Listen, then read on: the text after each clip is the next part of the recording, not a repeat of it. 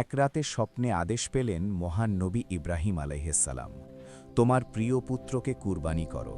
এটি ছিল আল্লাহর পক্ষ থেকে এক কঠিন পরীক্ষা।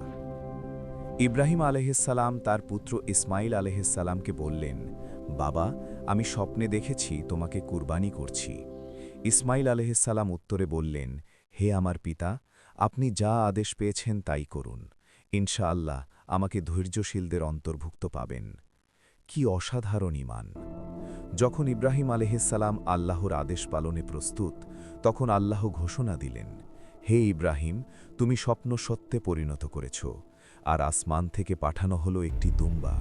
সূরা আস-সাফফাত ৩৭-১০৪ থেকে ১০৭। এই ঘটনার স্মরণেই আমরা প্রতি বছর ঈদুল আজহায় কুরবানি করি। কুরবানি শুধু পশু জবাই নয়, এটি নিজের নফস, অহংকার ও ভালোবাসাকে আল্লাহর সন্তুষ্টির জন্য ত্যাগ করার শিক্ষা। নিশ্চয়ই আল্লাহর কাছে পৌঁছে তোমাদের তাকওয়া। সূরা হজ ২২-৩৭।